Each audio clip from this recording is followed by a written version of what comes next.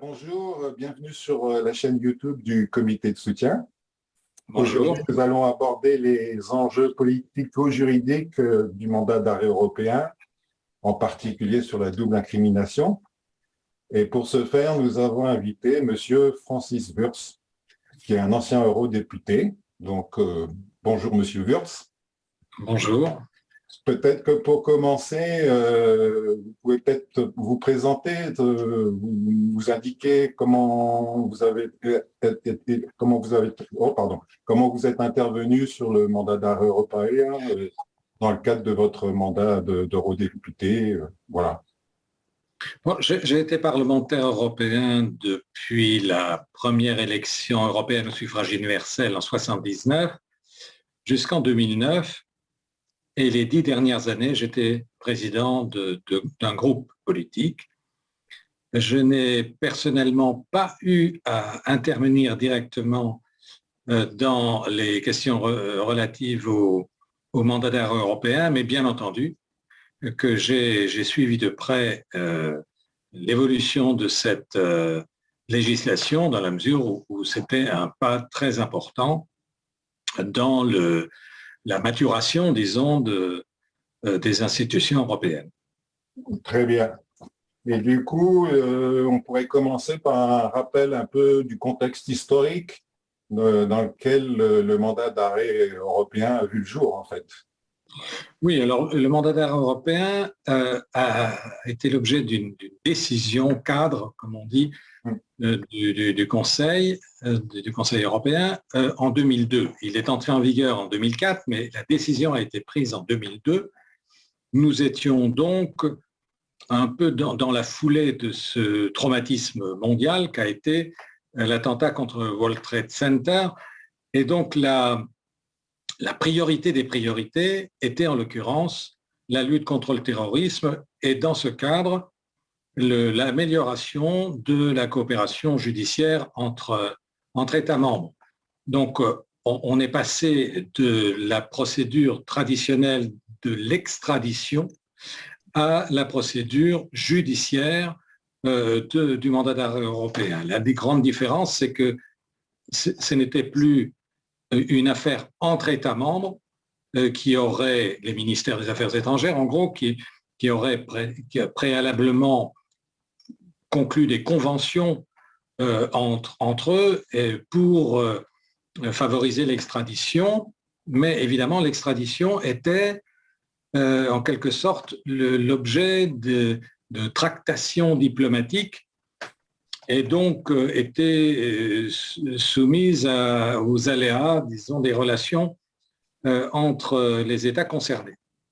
Donc là, on passe à une procédure de juge à juge, de système judiciaire à système judiciaire, et donc une procédure beaucoup plus efficace et plus rapide. Donc la question est à remettre en rapport avec la situation de l'époque. Certes, l'idée de favoriser une meilleure efficacité de la coopération judiciaire était dans les pipelines, disons, avant les attentats, mais c'est ça qui a donné réellement l'impulsion décisive. Et d'ailleurs, quand on regarde aujourd'hui encore sur le site officiel, pas officiel, le site de référence, disons, en matière de questions européennes, qui s'appelle Notre Europe, qui s'appelle Toute l'Europe, quand on interroge ce site sur le mandat d'arrêt européen, aujourd'hui encore, il cite quelques exemples emblématiques de l'utilisation de ce mandat d'arrêt. Et qu'est-ce qu'il cite comme exemple? Essentiellement des exemples de lutte contre le terrorisme, comme la recherche d'un proche des frères Kouachi ou de Salah Abdeslam. On cite aussi des cas, mais au-delà du terrorisme, mais de crimes graves, comme par exemple un tueur en série en Allemagne qui a été arrêté en Italie ou en Espagne, je crois, ou un autre criminel d'envergure en Allemagne, qui a été arrêté en Italie, etc.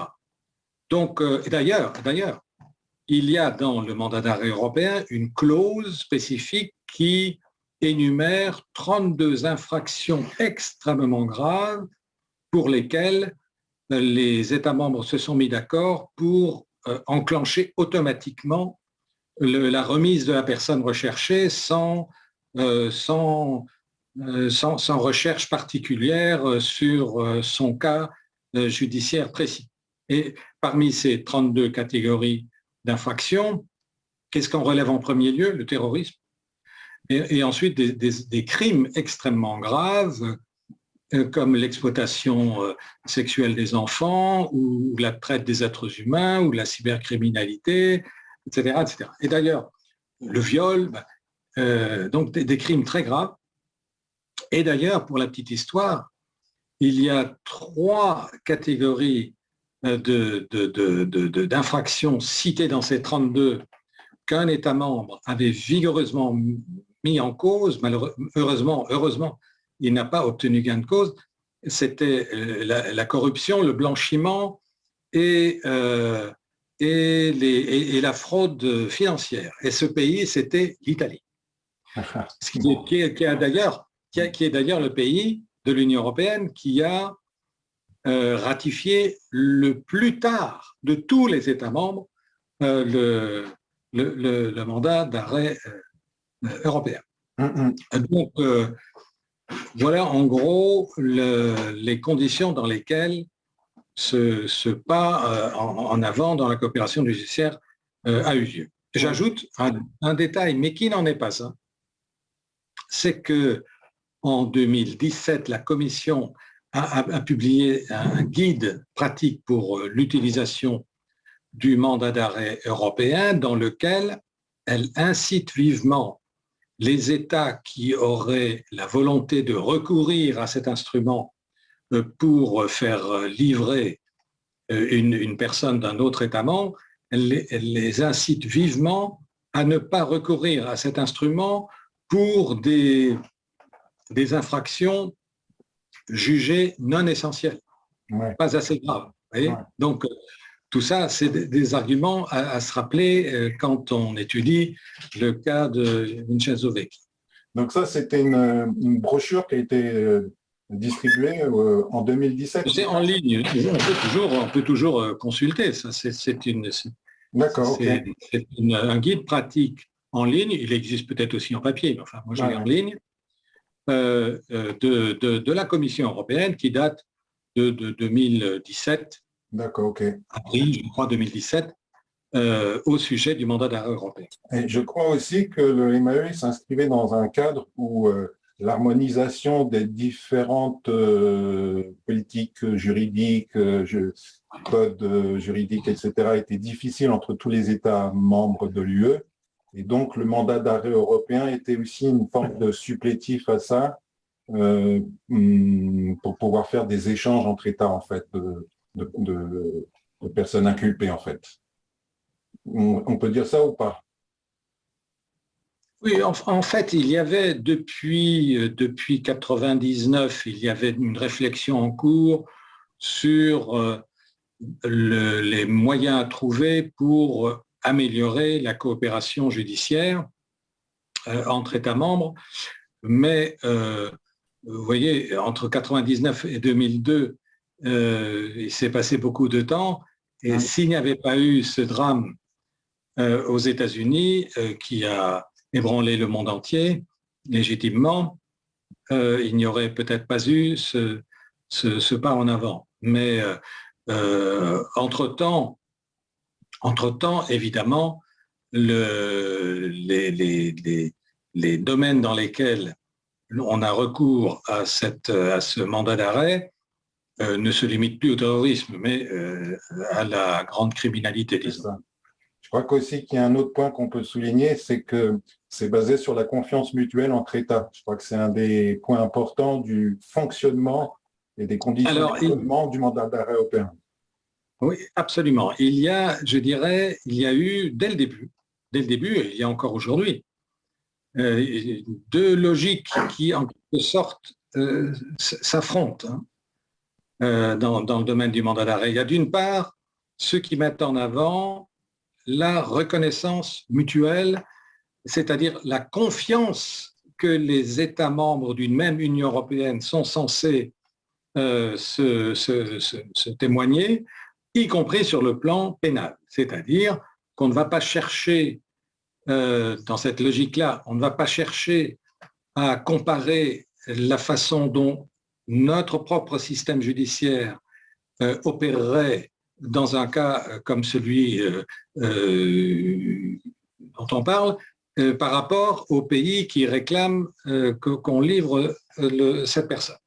Donc, puisqu'on se fait confiance, on livre. Voilà. Ça, c'est une logique qui met en avant la reconnaissance mutuelle en matière pénale.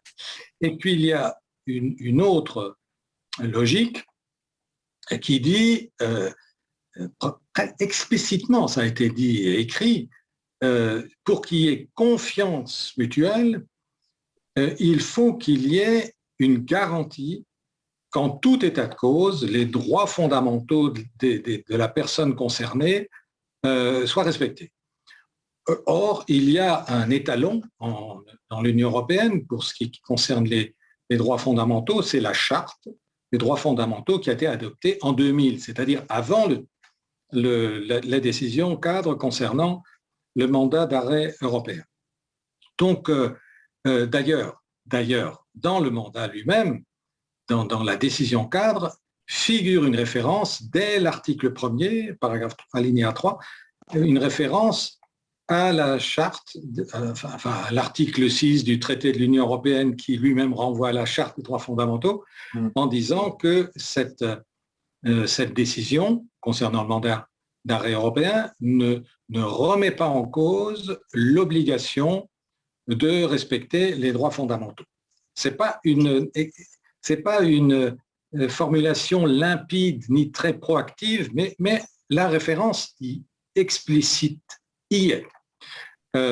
Donc, ces deux logiques, chacun peut trouver dans le mandat d'arrêt européen la référence à cette logique, mais ces deux logiques, en quelque sorte, s'affrontent. Et se sont affrontées dès le départ. Et en 2002, le Parlement européen a été invité à ratifier telle quelle la décision des États, du Conseil européen, et a refusé de le faire, en disant « Nous voulons demander à la Commission des libertés du Parlement européen d'étudier ce texte et de faire un rapport à ce sujet. » C'était d'emblée un signal lancé. Mais pour moi, la référence principale sur cette question au Parlement européen, c'est 10 ans après l'entrée en vigueur de mandat d'arrêt européen, c'est-à-dire 2004-2014. Donc, quelques semaines avant ces 10 ans, la Commission des libertés du Parlement européen s'était saisie de ce sujet en disant, après 10 ans d'utilisation du mandat d'arrêt, il faut faire une évaluation. Et il y a eu un travail remarquable qui reste aujourd'hui, à mon avis, une référence qui a été effectuée, notamment par mon ancienne collègue, Madame Ludford, Madame Sarah Ludford, qui était une libérale-démocrate britannique. Alors, les libéraux-démocrates étaient économiquement à droite, mais pour les questions des libertés, ils étaient progressistes. On peut dire qu'ils travaillaient avec les progressistes.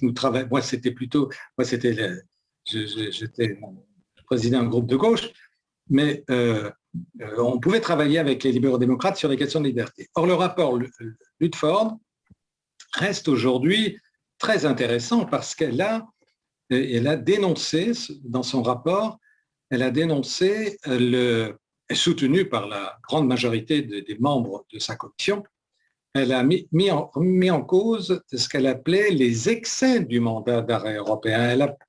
Elle a établi toute une liste de préoccupations et dont elle demandait qu'elles soient prises en compte dans une réforme profonde du mandat d'arrêt européen, qui d'ailleurs n'a pas eu lieu. Alors, parmi ces préoccupations, toutes tournaient autour d'une garantie du respect des droits fondamentaux, y compris les conditions de détention, etc. etc. Elle a utilisé un exemple qui avait fait beaucoup de bruit à l'époque, celui d'un jeune Anglais que la Grèce avait demandé à pouvoir capturer. Donc, cet Anglais lui a été transféré officiellement pour homicide. Il a passé 4 ans en prison préventive et puis le tribunal l'a acquitté. Et donc, ce cas a suscité beaucoup d'émotions dans la mesure où s'il y avait eu la double incrimination, c'est-à-dire si l'État, en l'occurrence britannique, si le système judiciaire britannique avait demandé à pouvoir étudier la situation dans laquelle l'instruction a été faite, etc., aussi les conditions dans lesquelles la personne allait attendre son procès, enfin tout le reste, il ne l'aurait pas transféré. Voilà pourquoi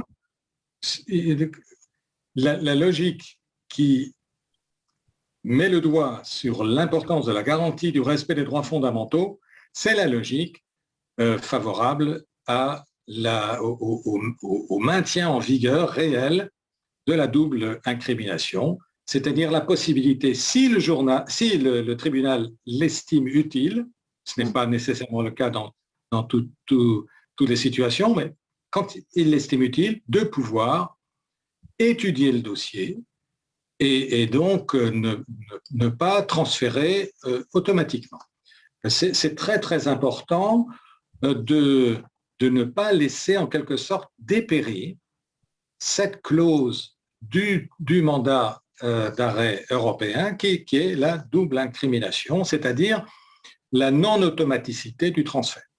Oui, du coup, c'est bien de préciser ça, c'est que pour les gens qui ne connaissent pas forcément le dossier, c'est qu'en dehors des 32 cas qui étaient donc une procédure automatique pour les cas les plus graves, sur les cas mineurs, on va dire, il y avait cette possibilité au juge de pouvoir instruire le dossier sur le critère de la double incrimination, qui était en fait un examen en fait entre la peine pour un délit dans un pays et de voir s'il y a une équivalence dans le pays qui exécute le mandat, qui doit renvoyer la personne, pour voir si c'est compatible, et avec une autre notion qui est la notion de proportionnalité des peines, à savoir si ce n'était pas une peine qui était démentielle ou disproportionnée, justement, et de voir si ça tenait la route pour faire en sorte que, justement, préserver les droits fondamentaux.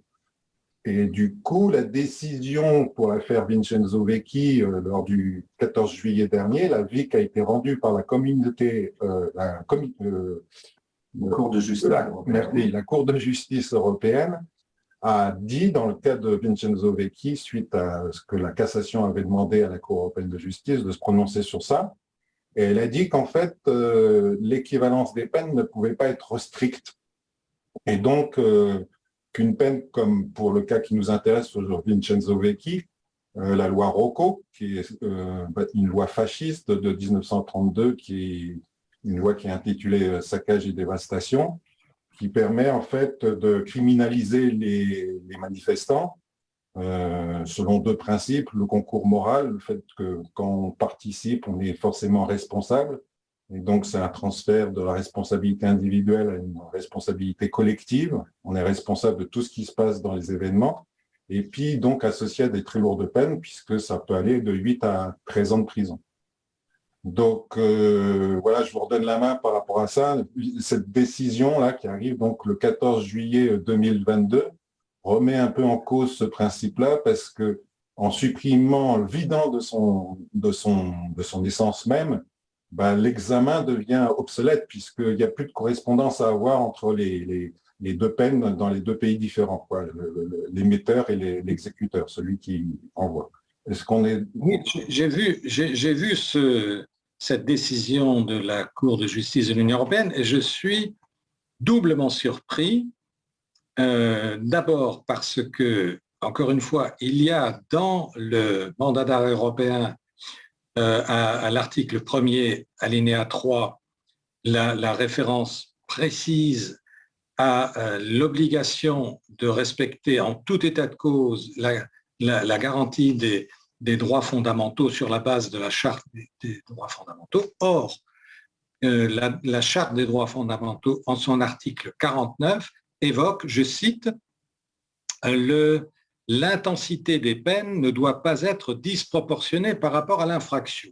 Or, si on étudie un tant soit peu, mais de façon même superficielle, rapide, le cas de Vincenzo Vecchi, on ne peut pas imaginer qu'en France, et d'ailleurs dans la majorité des pays, on puisse condamner à 10 ans et demi de prison ferme quelqu'un qu'on accuse d'avoir commis des actes répréhensibles très, très mineurs, et d'autre part, pour l'essentiel, d'avoir été présent dans une manifestation où il y a eu des violences. C'est inimaginable, c'est même beaucoup plus que disproportionné. Donc, la référence à la charte des droits de l'homme, des droits fondamentaux en Europe est tout à fait pertinent, premièrement.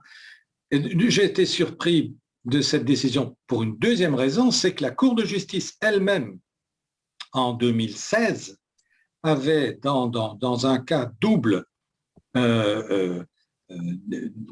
donné comme avis à un tribunal qui l'interrogeait, comme l'a fait la Cour de cassation française, qu'il fallait bloquer la remise des deux personnes concernées. L'une, c'était pour la Hongrie, l'autre, c'était pour la Roumanie. Pourquoi ? Parce que, disait la Cour, parce qu'il y a un risque de traitement inhumain ou dégradant, c'est-à-dire le non-respect des principes de la charte.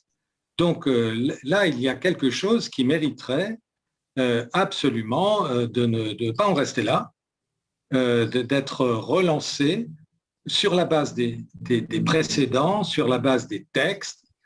Donc, il ne s'agit pas de remettre en cause la coopération judiciaire, il s'agit de redonner un coup de projecteur sur les aspects des textes eux-mêmes et de l'historique, des expériences vécues qui contredisent la logique adoptée cette fois par la Cour de justice dans ce cas. Et je pense que ça vaudrait la peine de saisir, y compris la Commission des libertés du Parlement européen, parce que je tiens à préciser qu'encore en 2020, c'est-à-dire hier, la Commission des libertés, donc c'est tout autre député qu'avant, hein, ce n'est pas une question de quelques personnes, Madame Ludford n'est plus députée depuis longtemps, mais la même Commission des libertés avec de nouveaux députés a, elle encore, s'est saisie de cette question du mandat d'arrêt européen en disant qu'il faut absolument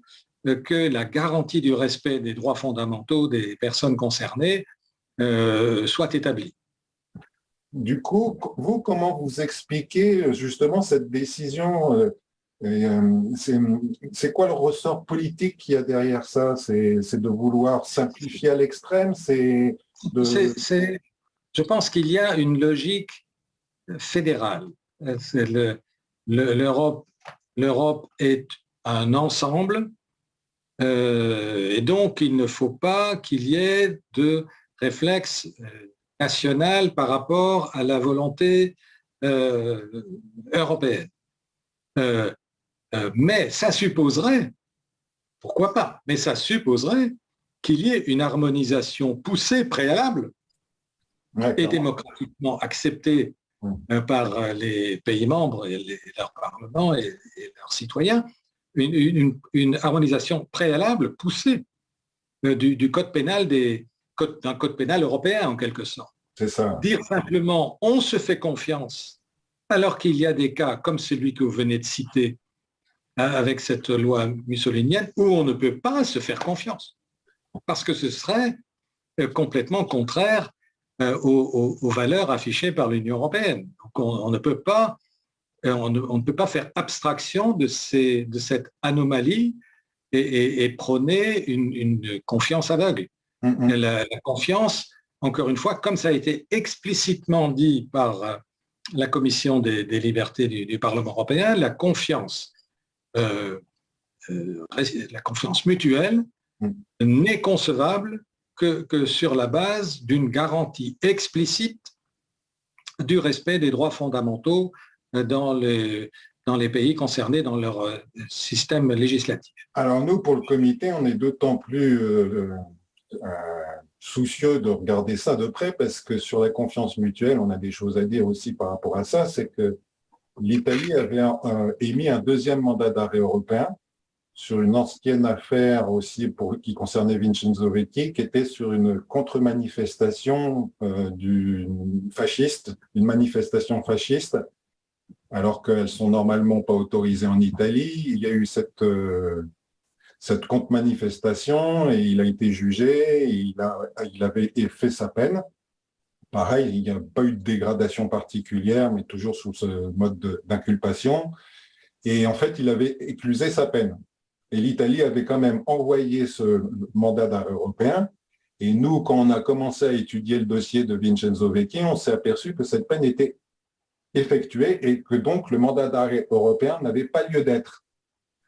Alors que donc du coup, en termes de confiance mutuelle entre les pays d'État, si l'État émetteur émet des faux mandats, en tout cas des mandats d'arrêt européens qui ne sont pas fondés, ça met encore plus en lumière toute cette démarche de vigilance, de droit aussi à la défense, parce que c'est pas simplement il nous reste 10 minutes, ce n'est pas simplement les juges qui instruisent, mais c'est aussi la défense qui a permis de déposer ça et de faire en sorte de supprimer ce mandat d'arrêt européen invalide. Et donc, cette double incrimination, elle est très importante pour pouvoir juger ça et d'être le garant des droits fondamentaux. Absolument. D'ailleurs, ce que vous venez de dire me rappelle un élément important du rapport de Madame Ludford de la Commission des libertés fin 2013.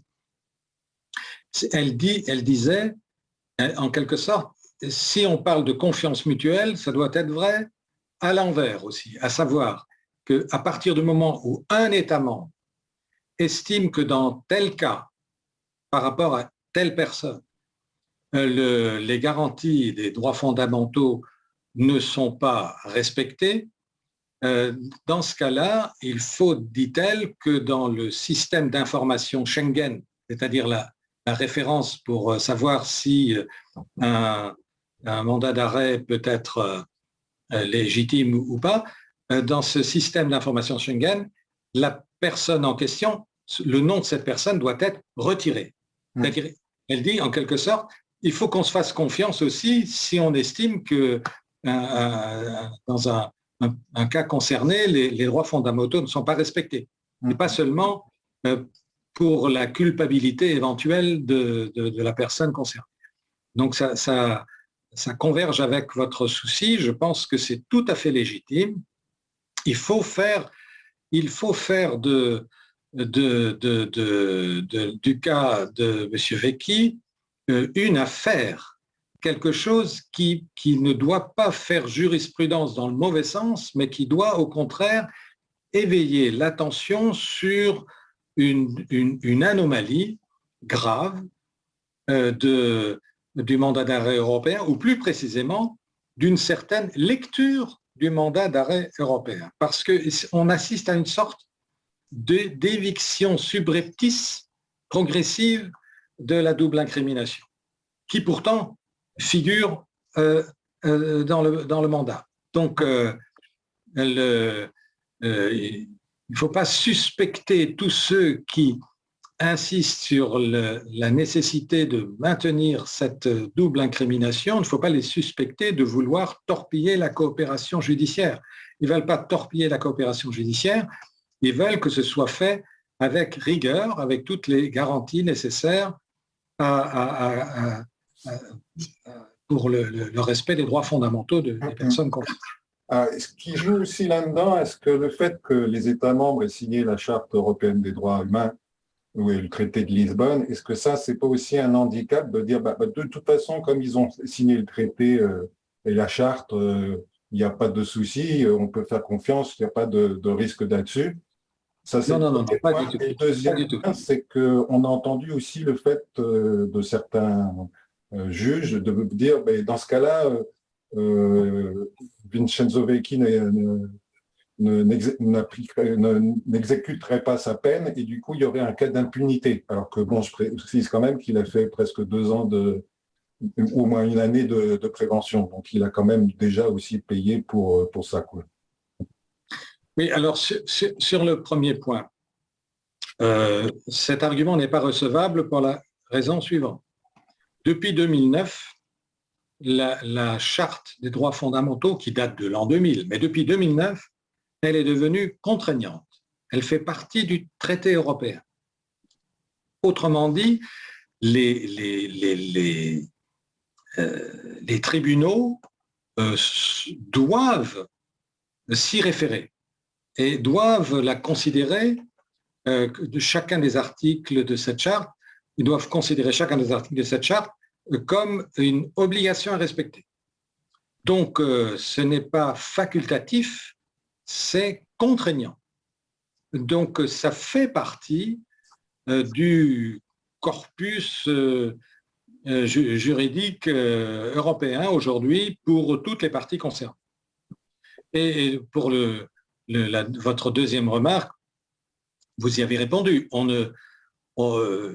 La question qui se pose, c'est la disproportion majeure et tout à fait inacceptable entre les faits qu'on peut reprocher à M. Vecchi et qui n'ont rien à voir avec la loi mussolinienne et la peine absolument scandaleuse qui lui serait réservée si on le livrait à l'Italie.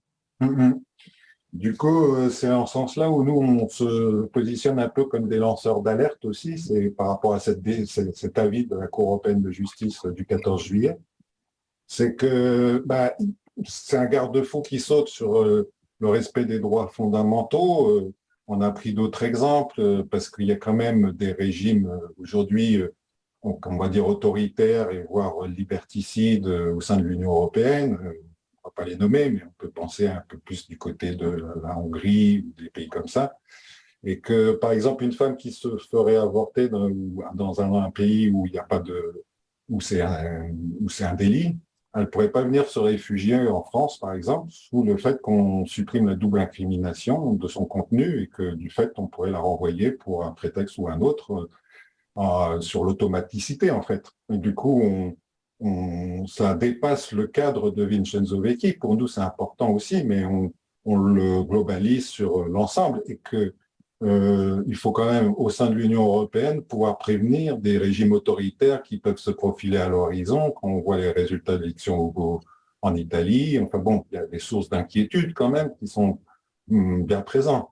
Donc, il y a aussi cet aspect-là de voir que au sein de l'Union européenne, ça serait aussi une certaine forme de suppression qu'il n'y ait plus de terre d'asile, ne serait-ce que d'asile politique, puisque les garde-fous pour ces régimes autoritaires ne pourraient plus être là, quoi. Il n'y aurait plus de garantie. Donc c'est un enjeu majeur quand même. C'est un enjeu majeur. Et puis, je répète, si dans le texte du mandat d'arrêt européen figure 32 situations où l'obligation de livrer la personne recherchée est inscrite automatiquement, ça veut dire qu'il y a beaucoup de cas où cette automaticité ne joue pas et où donc la double incrimination a droit de citer. Donc, on n'invente rien. On veut simplement qu'on ne laisse pas subrepticement disparaître cette disposition majeure qui a été introduite dans cette législation dès le départ. Ça ne veut pas dire qu'il faille y recourir systématiquement, il faut y recourir quand les juges concernés l'estiment nécessaire, ce qui était le cas avec l'affaire Vecchi. Donc, commençons par faire confiance à nos propres magistrats.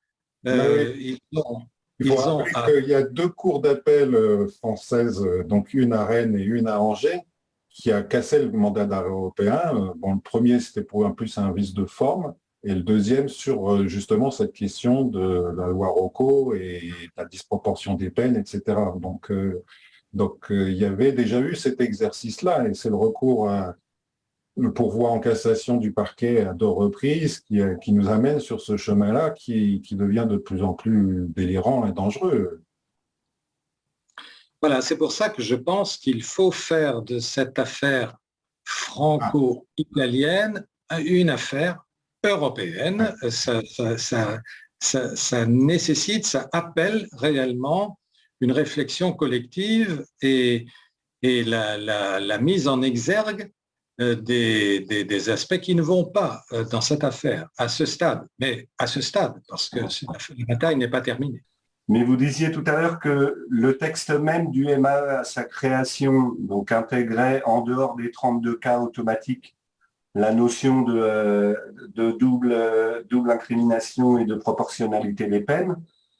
Mais l'arrêt, enfin, de notre regard à nous néophytes, l'arrêt de la Cour de justice de l'Union européenne du 14 juillet, en gros, en nous disant qu'il n'y a pas besoin d'équivalence stricte des peines,